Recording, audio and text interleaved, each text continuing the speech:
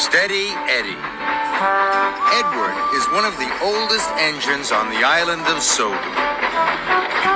Edward may not always be the fastest engine, but he is certainly the steadiest. And for Topham Hatt, a steady engine is a really useful engine.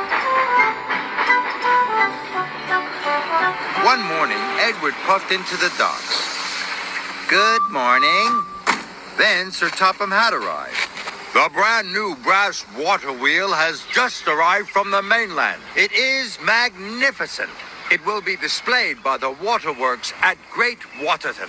Emily, Gordon, and Edward were very excited. They couldn't wait to see the magnificent water wheel. Edward, you will deliver the water wheel to Great Waterton. Edward beamed from buffer to boiler. Gordon and Emily were surprised. I have chosen you, Edward, because you are the steadiest engine. You are to take the express line. It is the smoothest and most direct way to Great Waterton. Gordon gasped. Edward was going to use his express line. Cranky lowered the water wheel onto Edward's flatbed. It had a shiny brass rim that gleamed in the sun. Everyone looked at the magnificent water wheel. Edward the Steady is at the ready. And very slowly, Edward pushed his special out of the docks. Edward puffed up to the junction for the express line. Thomas was waiting. Bust my buffers, Edward. That's a very special. Edward was very happy. He looked ahead. If he took the express line, he couldn't stop for the people to admire his magnificent water wheel. But if he took the other track, he could stop at stations and bridges and sidings. A lot of people would see his special. The signal changed. Edward didn't take the express line. Edward was having a wonderful time. He went past stations,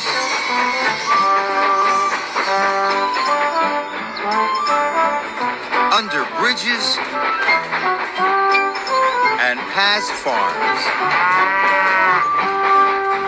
Everyone cheered and waved. Edward the Steady was now Edward the Magnificent.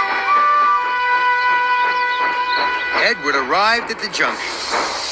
The track ahead's in need of repair. But the track ahead led to the school. Edward wanted the school children to see him.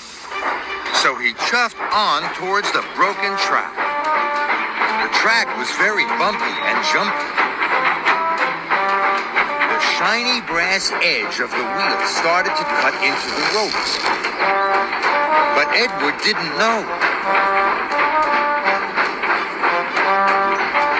At the school, children cheered and waved. Edward wasn't looking at the red signal. Oh, flatten my fender. Edward applied his brakes, but too late. The shiny brass edge of the water wheel cut even deeper through the ropes. Edward knew now his long journey had made him late. Then he had an idea. I will chuff up Gordon's Hill, Edward thought. The fastest way to Great Waterton. And, he huffed to himself, the other engines on the hill will all see my special. Edward chuffed and huffed up Gordon's Hill. Oliver and Arthur passed him coming down. They both thought his special was magnificent. But the water wheel was very heavy. Edward huffed and puffed up the hill. At last, he reached the top. But the edges of the water wheel were cutting deeper and deeper into the ropes. Then there was trouble. With a final jolt, the ropes broke. The magnificent water wheel rolled off Edward's flatbed. Fizzling fireboxes. Gordon was further down the hill with flatbeds of scrap iron. The water wheel rolled down the hill. It bounced onto Gordon's flatbed. Now, Edward's magnificent water wheel was on its way to the smelters. Edward had to get to the smelter's yard before Gordon.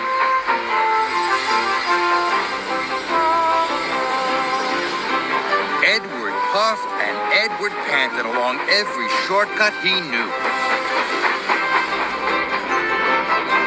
No one saw Edward pass, and no one stopped to wave. That no longer mattered to Edward. He had to save his magnificent water wheel from the smelters.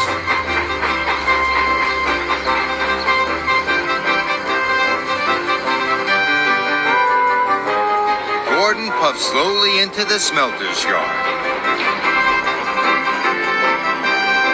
He pulled up outside the smelting shed.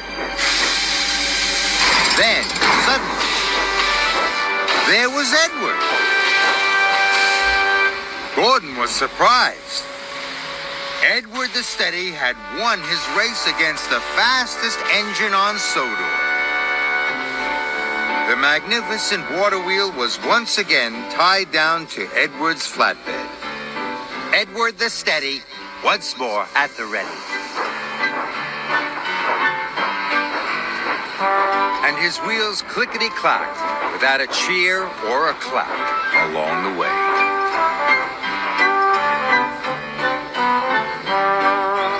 The water wheel was put into place. It looks grand. It looks magnificent. And Edward didn't need anyone to tell him that this had been a very special.